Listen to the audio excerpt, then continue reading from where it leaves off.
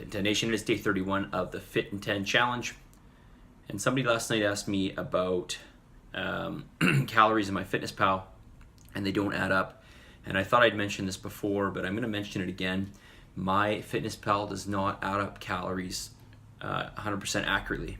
Okay, so it rounds, I believe, either to the nearest tenth or the nearest 5. So and it usually does this for each entry of food.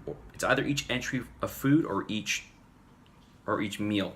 I think it's for each entry of food. So, you know, if it's off 1 or 2 for each entry of food, and you're putting in 20 entries, you know, it can be off by like 30 or 40 calories. Okay, so you know, keep that in mind. Just pay attention to your macros.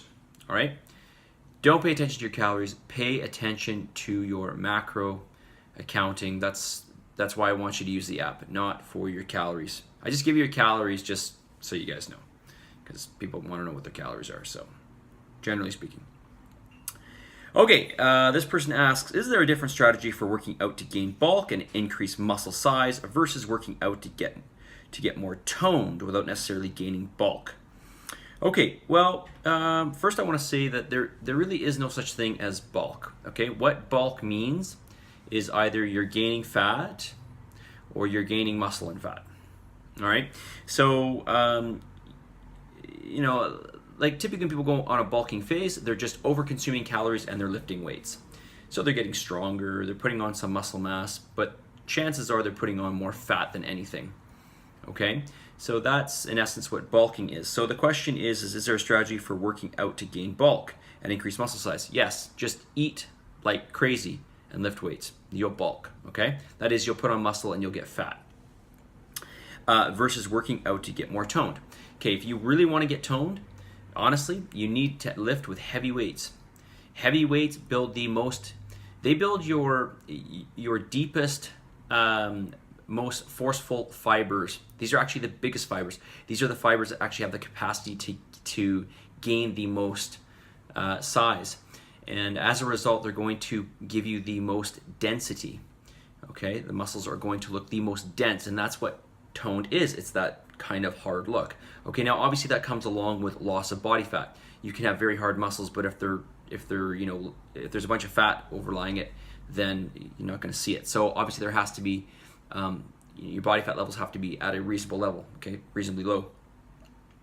But if you want a toned look that actually doesn't really come from lighter weights or higher reps, it comes from heavier weight. Okay, so, and heavy weight does not build bulk. Right? No form of exercise builds fat. Nothing that burns energy builds fat. Okay, it just that kind of contradicts itself.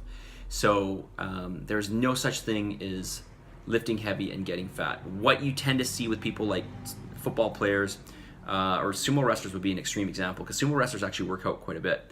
They just consume a lot of food, okay? Fat only comes from consumption. Bulk only comes from over-consuming, okay? You can lift the heaviest weights, you can lift weights all day long, and if you're not eating enough, you're definitely not going to get fat, okay? That I can promise you. All right? Okay. This, well, I won't read this question. It's a long question. But basically this person is saying that, you know, they're working out and they don't really know how to gauge their progress. But more importantly, they're saying that they're just not sore. And shouldn't they be sore? Yeah, you should be sore. So really what that boils down to is, well, they actually asked if they're coasting. I don't want to say you're coasting. You might be working hard, but you know, we want to make sure that, in essence, that we are stimulating what is supposed to be stimulated. Now, generally speaking, if you take a weight and you go through a range of motion, you know, like for example, if you're doing a lunge, it's kind of hard not to activate the glutes and the quads, okay, and the hamstrings to some degree. So, you know, it should happen, but, you know, the question is how are you performing the movement, all right? That is, you know, are you doing, for example, with a lunge, are you doing a quarter lunge, or are you doing half lunge, or are you doing a full lunge, okay? And this will obviously make a difference in terms of how much the muscle gets activated or stimulated, okay, or the muscles. So, we want to look at how much are we making those muscles work. So, this is really jumping ahead and is really more advanced. But really, when you go to do a movement, you want to, it's really counterintuitive. You're looking at ways to make the movement as hard as possible because we want to exhaust the muscles at hand. This is how we are going to make progress. This is how we're going to build some lean muscle tissue, by stimulating the muscle and pushing it beyond what it's used to. All right, and obviously this is going to result in some muscle gain, okay, and some muscle tonicity, right? Some density in the muscle. All right, so if you're not getting sore, you're probably not exhausting the muscle to the capacity that it can be pushed to. I've been training for, you guys probably know by now, I've been training for 31 years. I still get super sore, okay, unless I'm doing like a down week or something and I'm just not training to full capacity. But if I train to full capacity, I am sore the next day. 100%, there's no qualms about it. Okay, so I'm not sure if that helps you, but yeah, look at maybe pushing yourself. If we're doing, let's say, 10 reps on a bench press, are you actually getting to those final 10 reps?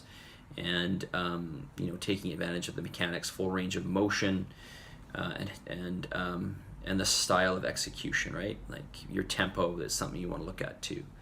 Okay, but just generally speaking, keeping it simple, working the muscle to failure, which should definitely result in some soreness. Okay, muscle damage, essentially. All right. Okay, message of the day. You guys know it's the week of quitting, right? It is the week of quitting. So today I'm going to tell you that no matter how you feel, get up, dress up, show up, and most importantly, never give up. All right? No matter how you feel, get up, dress up, show up, and most importantly, never, ever, ever, ever give up. Okay? Unless you just don't care. All right? But even then, I'm going to tell you, that you're going to keep going because this you will care again. Trust me. All right? We go through these points where we get tired and we want to feel like we want to break. We feel like we feel sorry for ourselves, right?